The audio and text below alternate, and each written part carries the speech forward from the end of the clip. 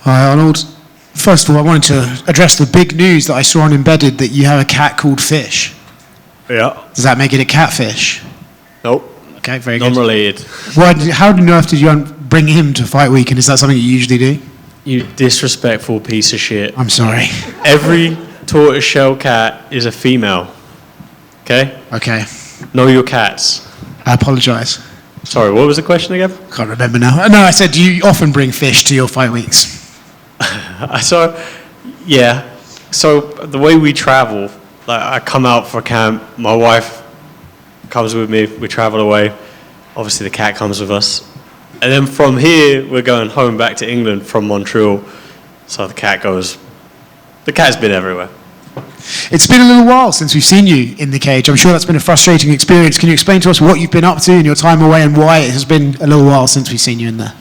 Yeah, I've just been very depressed and sitting at home injured and reading messages from people calling me shit. And Arnold, you're shit. Why are you ranked? You shouldn't be ranked. You can't. And I'm like, I don't fucking sit there on Tuesday and make the rankings. But yeah, that's what I've been doing.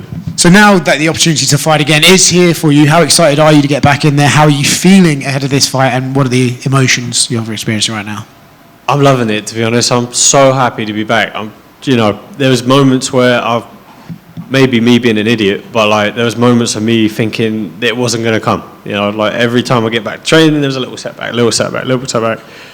Surgeons passing me around, this, blah, blah, blah. But everything's been good. I'm here, touch wood, and grateful to be back doing what I love, doing what I've worked for since I was like 12 years old. This is my dream. It's not just my job. It's what I want to do. And there's a lot more I want to do than just be a guy that fought in the UFC, so. I feel like you're still one of the most underrated people in the division. It would be great to see you get some consistency in there. You are fighting an interesting man in Jean Silva. Curious what you think of him as a person and as a fighter. I'll be honest, I think he's a lovely bloke. He's a nice guy. We had a hug and a handshake and everything. Hugged his wife and that. Yeah, lovely guy. I never thought anything different. I know he does a lot of gamesmanships and stuff, but yeah, he's a top bloke. If he barks at you, are you going to meow back at him? Come on, man. I'm a dog man first. The cat's the wife's. Arnold, happy early birthday. Tomorrow's the big day, right? Thank you, man. Thank you.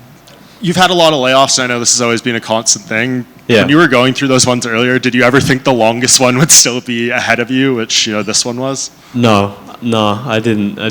And with this one, it was like the only time I've actually had to step back and not train. The other ones, I wasn't necessarily injured. There was, I ain't going to go into it, but things that aren't in my hands. So, yeah. How do you get on a consistent path now, starting from this fight? Just fucking win and I'm ready. I'm always. The other layoffs I've had, I was ready the whole year. It was a lot of scheduling and we're going to the UK in 6 months. We'll put you in there. So if I keep doing that and stay ready, I'm a bit more of a name now than I was then. So I think I deserve a bit more than just the London slot once a year. Like here I am, open up a Paramount Paramount numbered card, and there's a reason I got that spot. And the last few fights have been pay-per-views and kind of similar positions. So.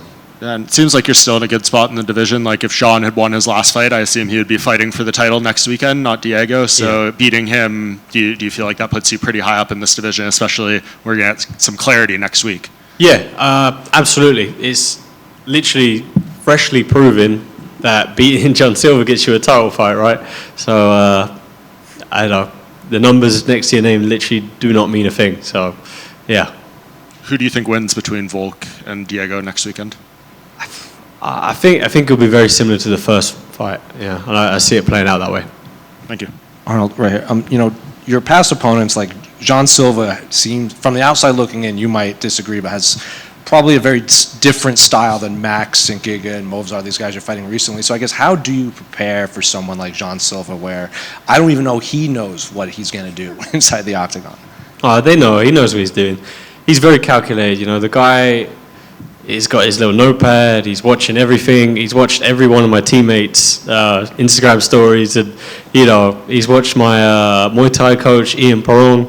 He's watched his benders that he's been posting on the internet, and I'm sure he's seen Ian posted some funny stuff, him drunk, and probably like, what the fuck is he training with this guy for? But Ian's a legend, and we've had Louis Sanadakis been barking at me and screaming at me in training, and yeah, it was interesting, but it's been a good camp. To be honest, with the chaotic energy, it's been easier to prepare for than someone, say, like Mosvar or Max, it's actually been a smoother camp than that. I'm sure maybe you've heard it, because the media's probably heard it too, is when they announced that London card, they're like, oh, Arnold wins, he can headline in London. Him versus Lerone, makes sense. Is that even possible for you to get that quick of a turnaround? Like, look at my fucking record. That ain't happening. Maybe in 2013, I think I had like 6-7 fights in a year. Yeah, maybe then. And would you want that, to get that kind of, activity back? Nah, you know what? Like, no. I want to be elite. I'm not like at that stage where I just want to take any fight for the sake of it. Winning here, like, okay, maybe you don't give me a title fight, but winning here, it's a number one contender fight next, right? So I don't want to just go, I'll have a 6-week quick turnaround after. I know it's not exactly that, but like, yeah, like I want to be ready, prepared, like world-class fights. I want that title fight. Hey, Arnold over here. So happy early birthday, I wanted to say. Thank you. And tomorrow, it's your birthday, so how do you plan to, I guess, celebrate while still, cutting weight and preparing for your fight? It's the first time in nearly 20 years of fighting that I'm actually going to be cutting weight on my birthday, so that's kind of shit. But when I'm in camp or like fight week, I become a little bit of a food cuck. So I'll sit at a nice little chair in the corner, I'll buy a cake for my team, and I'm going to watch them boys eat it. And I'm going to love every minute of it. And you're also, you're very active on social media, Twitter, YouTube. How challenging is it for you to, I guess, promote yourself and your personality while preparing for such a big fight? Well, I've been really shit at this camp, so I'd like to apologise to my sponsors that I have not been posting shit. So, yeah, I've been really quiet on the YouTube, I've been really quiet on the Instagram. I've just been enjoying the training, it's good to be back into a camp, and yeah, so it's not very difficult this camp, I just haven't posted shit. Yeah, and I see all over your Twitter, you talk about as well, that you have autism, and also I saw that you spoke about Jean Silva, and you are on two different, I guess, sides of the spectrum, him being very loud, you being very quiet. Do you think maybe that plays a role in why this is such a fan favorite fight? I just want to say I'm not officially diagnosed. I was diagnosed with ADHD as a kid, but maybe they got it wrong, and maybe I'm autistic instead. But yeah, maybe, right? He's an interesting character. Maybe I'm interesting because I'm quiet and awkward. He's interesting because he's loud and crazy. Yeah, but maybe that's where we've got like a mutual respect for each other, because we're like autism brothers, Arnold? Yes. Nice to see you, mate. You all right, mate? Yeah, are you keeping the mullet for this fight? I thought you said you were getting rid of it. No, I just had it trimmed up because it was getting a bit silly. It was like, I was training actually a little while ago with Faraz, and he got pissed off because he was trying to choke me, and he got a handful of hair, and he told me I had to cut my hair. So I was like, sorry, coach. Yeah. During this time away, during this layoff, has there been one particular area where you can look at and identify and say, I've definitely leveled up in that specific aspect? Yeah, just like everything, to be honest. I've had to completely change my game. It's, having the time to reflect and look at everything from the outside while you're not competing. I wouldn't say, tell you where, but like I've definitely made big improvements. I got my black belt while I was out and making a comeback, so that's cool. There was a period where my beer drinking got a little bit better, but we're over that. We're away. That was over a year ago, so we're over that. But just everywhere. I know it likely will have been difficult and challenging in certain aspects, but has it been a positive experience? Is there a shining light you can take from it? Absolutely. Like I was not over anything. I was never like sick of training or like not even close. Like I love training, it's what I do. But like having this layoff and being forced out of the gym for a little period definitely sort of reinvigorated me, gave me a whole new energy and a whole new appreciation for being able to do this job, to chase this dream. And basically, I'm just grateful for everything I get to do, the life I get to live. I'm in Vegas about to fight some guy in front of thousands of people with some of my best friends around. Like, what the fuck? What's better? Best of luck, mate. Thanks, man.